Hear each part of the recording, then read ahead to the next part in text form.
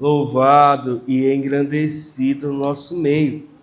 Nós vamos começar procurando, abrindo e encontrando o livro de Amós, capítulo de número 3. Hoje a gente vai meditar em 2 versículos só, tá? Versículo 1 e versículo 2. Amós, capítulo de número 3, versos 1 e 2. Como essa mensagem vai para o YouTube, vai para o aplicativo, né?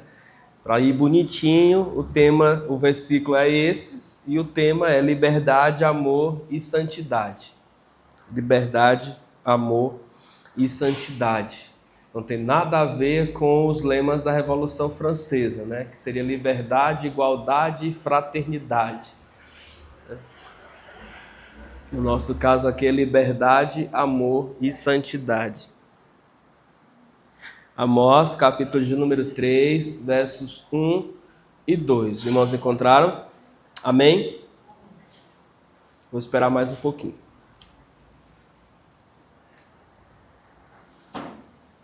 Marcos Daniel já projetou aqui, eu agradeço. Para quem estiver sem sua Bíblia aí. Enquanto os irmãos encontram, deixa eu comunicar rapidinho, tá?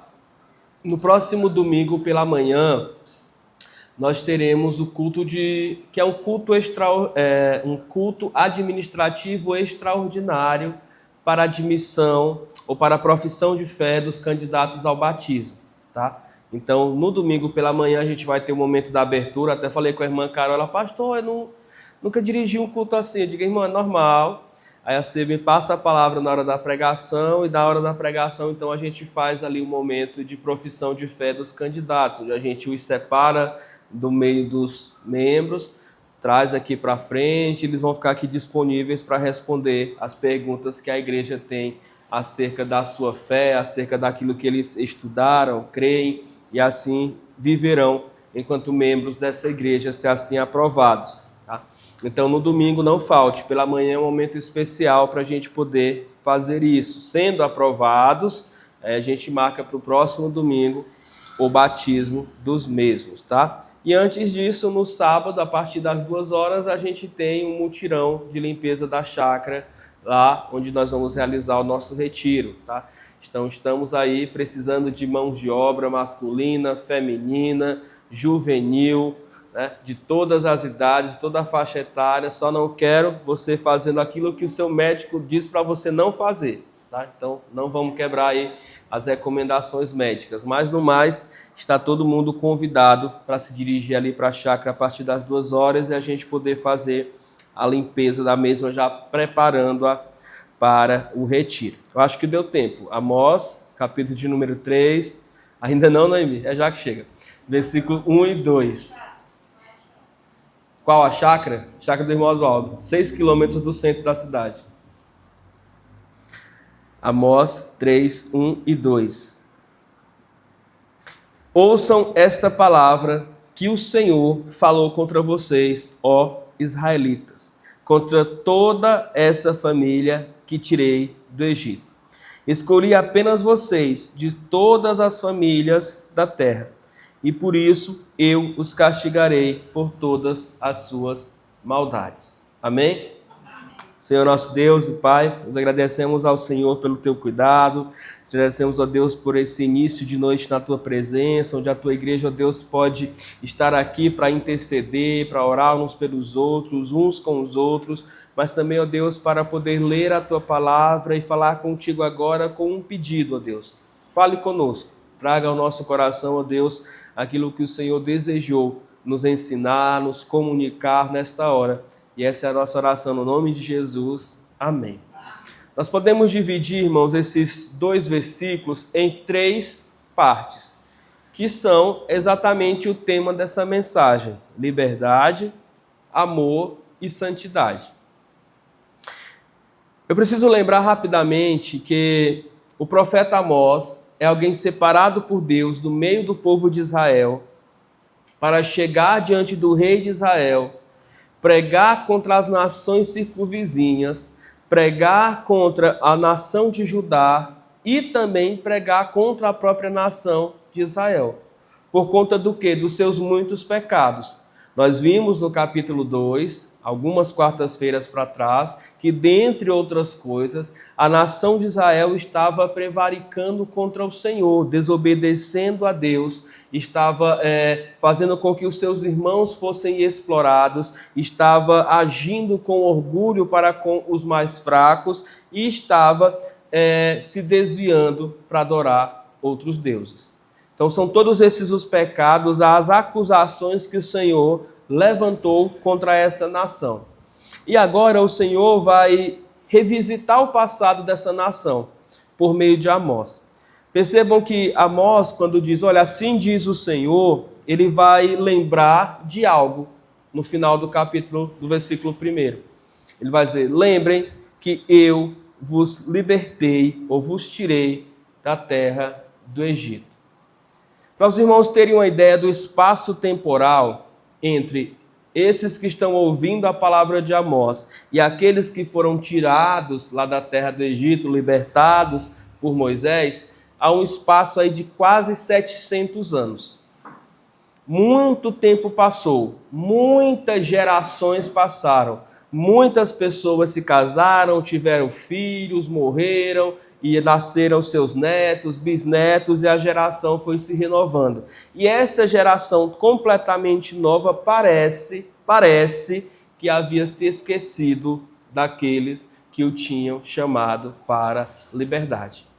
O primeiro ponto dessa mensagem é justamente liberdade, porque eles só eram uma nação livre, porque o Senhor foi quem os libertou. Ou nós desconhecemos a história desse povo, ou nós nos esquecemos de que esse povo, por mais de 400 anos, foi escravo dos egípcios.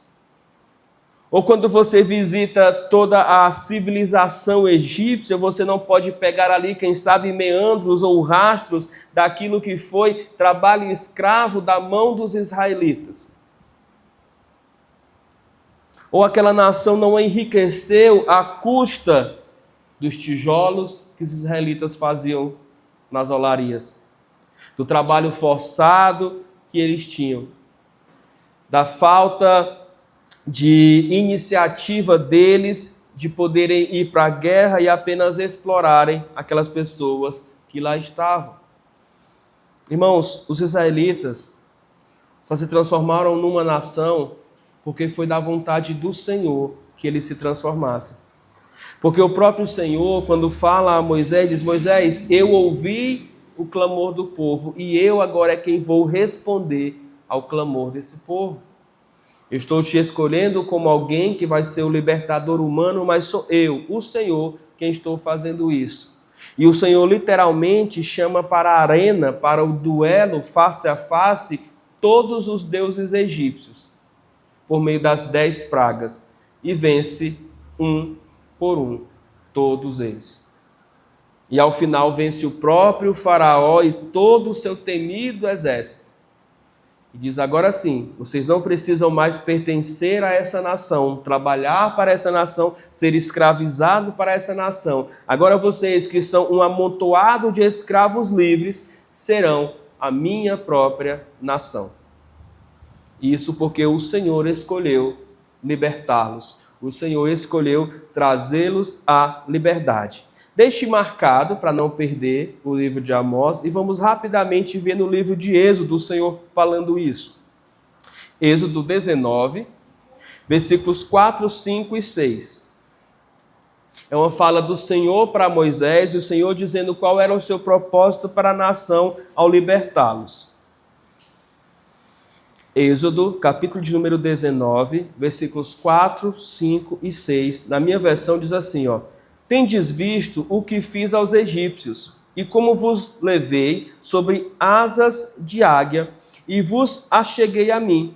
Agora, pois, diligentemente, se ouvirdes a minha voz e guardardes a minha aliança, então sereis a minha propriedade peculiar, dentre todos os povos, porque toda a terra é minha, mas vós sereis o meu reino de sacerdotes e nação santa. São estas as palavras que você falará aos filhos de Israel. Então o propósito do Senhor é bem claro para com aquela nação, a liberdade para que eles pudessem ser o povo de Deus. A liberdade para que eles pudessem ser a nação consagrada. A nação santa não é a nação especial, brilhosa, a nação consagrada somente a Deus. Para que eles pudessem ser alguém que representassem Deus no meio do povo. Ou seja, uma nação sacerdotal, para que os edomitas, quando os vissem Deus por meio deles. Para que os moabitas, quando o vissem Deus por meio deles. Para que os amonitas e assim os filisteus e todos os povos daquela região, quando os vissem, pudessem proclamar as grandes coisas que o Senhor fez por meio deles. Dentre elas, tirá-los da escravidão para a liberdade. Dentre elas, trazê-los de um lugar onde eles não tinham absolutamente nada para uma terra que era integralmente deles. Fazê-los de um povo desorganizado numa nação, numa monarquia, num povo que era abençoado. A gente pode pensar, mas por que o Senhor está trazendo isso agora, por meio de Amós, à mente do povo de Israel 700 anos depois? Porque o povo tinha se esquecido. E o povo estava voltando às práticas daqueles que não são livres. E qual é então as práticas daqueles que não são livres? As práticas pecaminosas. Porque, irmãos, todo aquele que peca, e isso não sou eu que diz, é a Bíblia, João 8,34, é escravo do pecado. Ou seja, não tem liberdade. Não tem autonomia, não tem a capacidade de dizer, eu posso não pecar. Não, ele está justamente numa prisão. Óbvio, numa prisão sem grades, numa prisão sem cela, numa prisão onde ele pode ir e vir. Mas ele está com o seu coração, com a sua mente, com a sua vida presa àquela atitude pecaminosa, aquela atitude que transgride, aquela atitude que vai muito para fora da vontade de Deus, aquela atitude que está distante do que Deus quer. Então a liberdade para a qual o Senhor nos chama é a liberdade de vivermos fora desse mundo de pecado. Fora desse mundo que nos contamina, que quer nos ver fazendo coisas erradas. E é por isso que logo depois que João diz que aquele que comete pecado é escravo do pecado, ele também diz, vós sereis livres, verdadeiramente livres, somente quando o Filho vos libertar. Ou seja, quando formos libertos por Jesus. O povo precisava se lembrar que Deus era o seu libertador. O povo precisava se lembrar que o Senhor tinha os tirado do Egito para que eles não voltassem para lá. E de fato eles não voltaram fisicamente, mas espiritualmente eles estavam voltando às velhas práticas dos seus pais no Egito. Eles estavam voltando a não desfrutar da liberdade para a qual o Senhor nos chama. Então o Senhor nos chama para a liberdade de viver uma vida onde o pecado já não tem mais poder de manipulação sobre nós, mas somos controlados, dirigidos e guiados pelo poder do Espírito Santo. Amém? Em segundo lugar, o versículo 2 começa a falar do segundo aspecto. O Senhor diz assim, olha, na parte inicial do versículo 2, que a gente chama de parte A, ele diz assim, escolhi apenas vocês de todas as famílias da terra.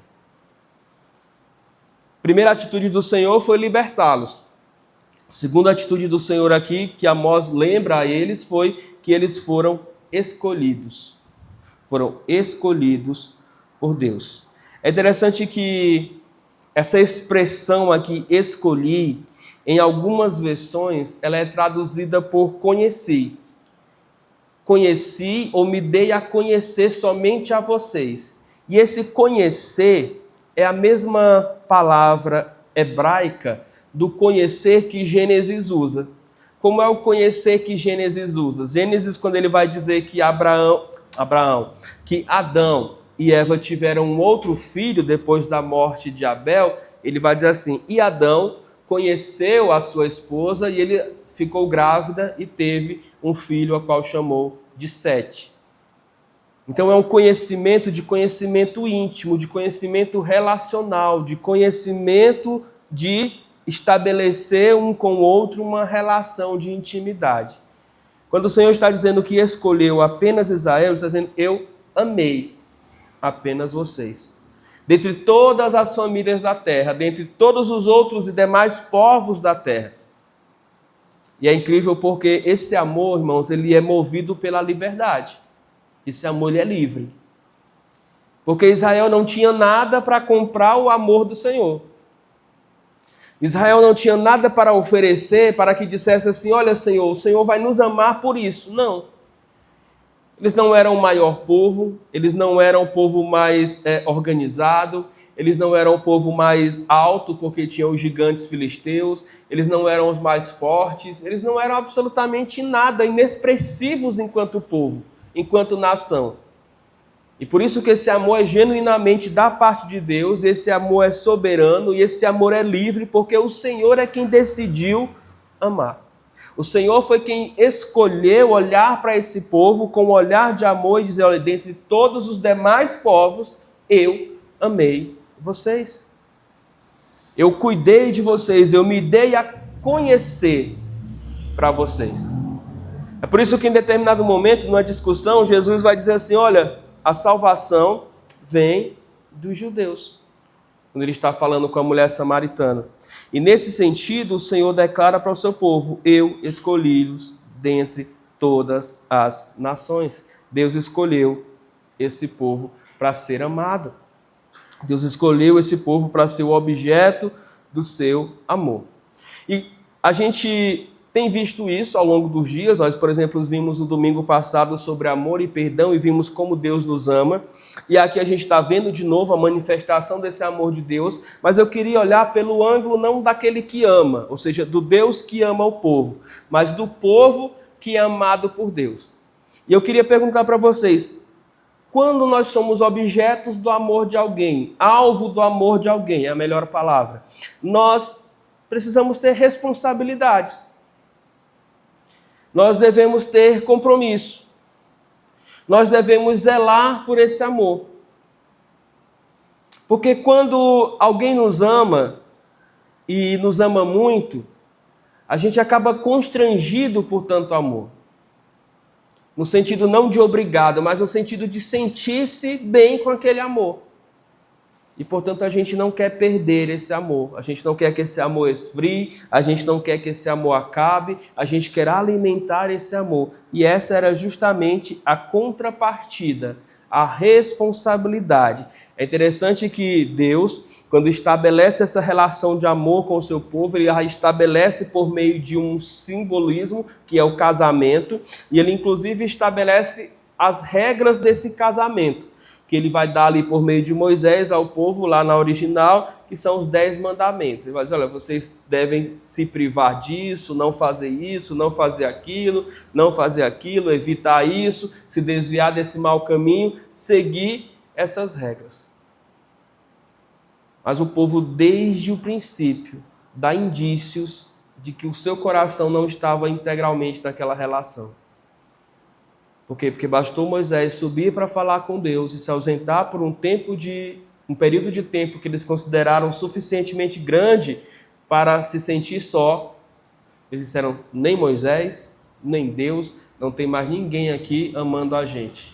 Vamos procurar outra pessoa, outro alguém, outra divindade para amarmos. É daí que vem o bezerro de ouro, é daí que vem a idolatria, é daí que vem o coração desse povo extremamente difícil.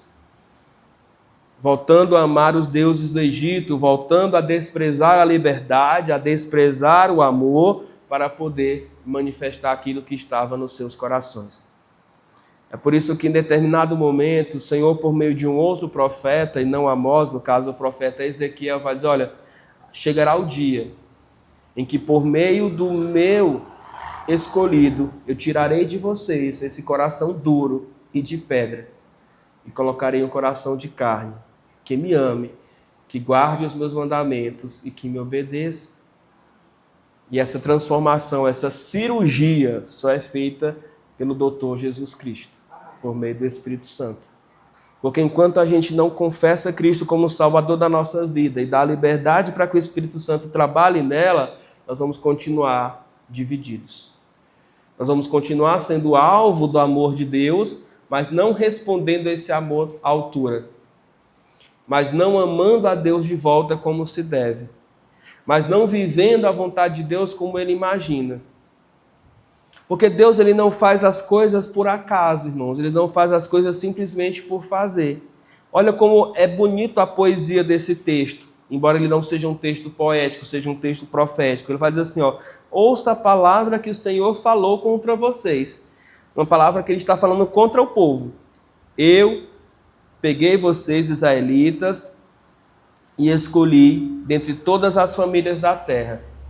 Por isso os castigarei por todas as suas maldades. Mas como assim? Eu os amei, os escolhi, os libertei e no final diz, eu os castigarei. Alguma coisa não está ornando aqui. Mas é porque na verdade a liberdade que o Senhor nos deu e o amor com o qual o Senhor nos ama, não é para vivermos da nossa própria maneira. Mas é para vivermos da maneira dele. É para vivermos de uma forma santa, separada, redimida, renovada. Por isso, o Senhor, então, o tema geral dessa série de mensagens é a justiça de Deus. O Senhor exerceria a sua justiça sobre o seu próprio povo por meio do castigo. Irmãos, quando a gente disciplina os nossos filhos, nós estamos deixando de amá-los? Não. Pelo contrário, nós estamos manifestando um amor grandioso. Talvez para os filhos, é isso que o autor de Hebreus vai ensinar, olha, quando passardes por disciplina, tende paciência. Porque talvez na hora é difícil de entender. Por quê? Porque na hora o cinto bate nas costas, fica ardendo, dói, você chora, grita, esperneia e aquilo não é bom. Mas depois você vai reparar que aquela atitude foi uma atitude de proteção, foi uma atitude de cuidado, foi uma atitude de ensino, foi uma atitude de repreensão para você voltar para o caminho correto. Porque é assim que o Pai age e é assim, consequentemente, que o Senhor, que é nosso Pai, age para conosco. Ele estava usando o seu profeta para lembrar o povo que eles tinham sido libertados, para lembrar o povo que eles eram amados, mas também para lembrar o povo de que ele traria sobre aquele povo os castigos da sua própria escolha errada. Então Deus nos ama, Deus nos liberta para um caminho de santidade. Amém? Amém. Para um caminho de santidade. De outra maneira, de outra forma, a justiça de Deus se manifestará sobre as nossas vidas. Foi isso que Amós disse no capítulo 2. Diz, olha, não pense que só os amonitas, os moabitas, os filisteus, os da faixa de Gaza ou de onde quer que você pense, vão ser julgados. Não. Os judeus e os israelitas também serão julgados. Ou seja, o reino do norte, o reino do sul também sofrerá a justiça vinda de Deus. Só que essa justiça pesará mais sobre eles. Por quê? Porque os outros não foram alvo da liberdade que Deus dá. Os outros não foram alvo do amor que Deus dá. Mas nós fomos. Nós fomos. O Senhor nos chamou para ser livres, ou nos libertou para ser livres. O Senhor nos amou para que nós pudéssemos compreender o seu cuidado sobre nós. Grande e terrível castigo virá sobre nós se nós, mesmo sendo amados e mesmo sendo libertos, voltarmos às práticas antigas. Voltarmos às velhas práticas, não nos convertermos de todo o coração e não buscarmos a santidade com afinco nas nossas vidas. O autor de Hebreus, quando ele diz, olha, busquem a paz para com todos e a santidade, sem a qual ninguém verá a Deus, o Senhor.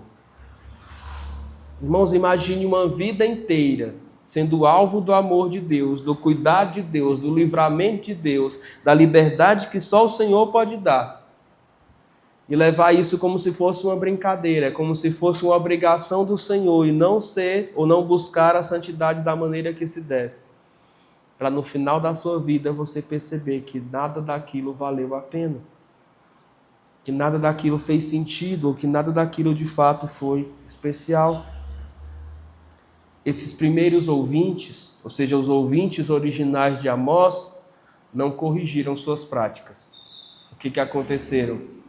O reino de Israel foi praticamente dizimado, o que sobrou foi miscigenado, dando origem aos samaritanos, um povo de etnia e religião mista, consequentemente impura. Os judeus foram destruídos, na sua maioria. Os poucos levados para a Babilônia para passar por 70 anos de escravidão. Olha como as coisas se repetem. Os pais deles tinham sido libertados da escravidão no Egito.